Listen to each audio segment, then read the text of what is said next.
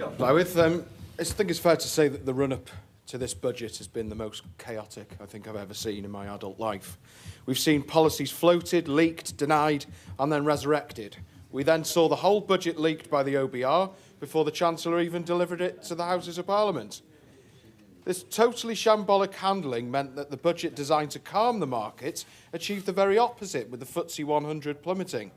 Labour in both Westminster and Cardiff seem intent on tanking our economy whilst talking about growth. It's akin to a rain dance where they think growth will appear simply by talking about it whilst creating all the conditions for recession, namely higher spending and higher taxation. Even the leader of the Liberal Democrats stepped off his log flume for an hour this afternoon to tell the Chancellor that you cannot tax your way to growth. And if you need Ed Davey to tell you that, perhaps you have gone too far. Our tax burden is now set to soar to 38% of GDP, the highest since World War II, with the OBR forecasting GDP down in every year of the forecast from 2020 to 2029. The Chancellor's budget benefits bonanza will be paid for by hard-working taxpayers through their incomes, pensions and property. 1 million workers set to pay a higher rate of income tax through the freeze of income tax thresholds, a stealth tax affecting working people whilst funding an unsustainable rise in the benefit and state pension budget. The two-child benefit cap will now be lifted, and we already have 1 in 10 working-age adults claiming personal independence payments and 1 million extra universal credit claimants since the last budget. This is a budget for shirkers, not workers, and we are the only party putting forward a conservative economic plan of high growth and low tax. The UK government needs to get a grip on the huge sums of money squandered on things that nobody voted for, from the cost of illegal migrant accommodation, which has tripled to £15.3 billion, to the spiralling welfare budget, to the foreign aid going towards fixing Ethiopia's tax collection service. Raising taxes whilst wasting money is a total rejection of fairness, and again it demonstrates a government which refuses to spend money on the productive bit whilst indulging in the unproductive bit. Before tax is raised by another penny, the UK government needs to get their house in order, and yet we see no evidence of this. And on this side of Offa's Dyke, only continued waste of hard-working taxpayers' money. Whilst families see their taxes go up, they see millions being spent on tree planting in Uganda. People feel they are contributing more than enough already, and this budget, as usual, will hit Wales the worst. We already have the highest unemployment in 10 years at 5.7% and economic inactivity at nearly 25%, which is the worst in the UK. There's also potential for reduced Barnett consequentials, and Welsh Government per capita spending on culture and sport, I'll just finish this point, is already amongst the lowest in Europe, and we can only expect that to get worse.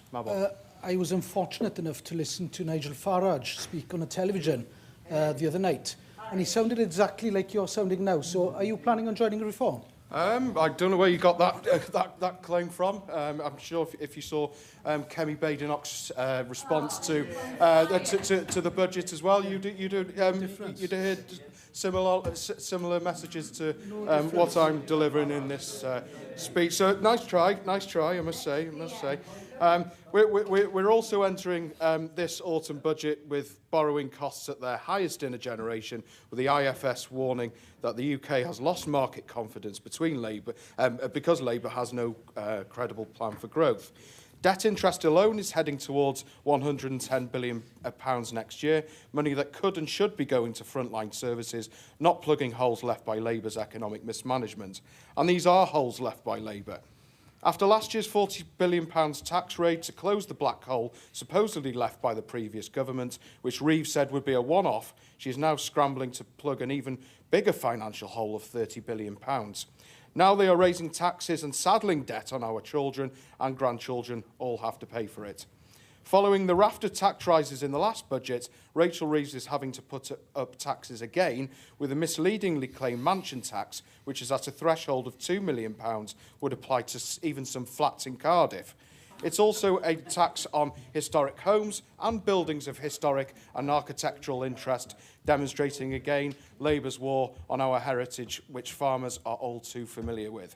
And the pettiness of the UK government and its unquenchable thirst for cash even extends to milkshakes, an absurd attempt at grabbing more tax disguised as nanny statism and concern for public health.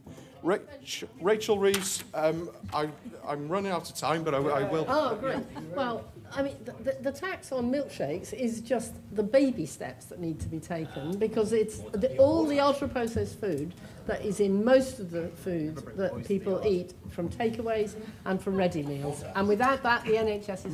My only response to that, Jenny, is that your party is advocating a family farm tax, which in the long run will make us more reliant on processed foods, because farms will close, and it goes back to the old adage of no farmers, no food, and we'll become more reliant on foreign markets, which is what we don't want to be in a situation in. Llywydd, the Welsh Conservatives have set out the alternative that will boost growth and protect working families, a plan to scrap crippling business rates, cut income tax and rule out any new tax rises.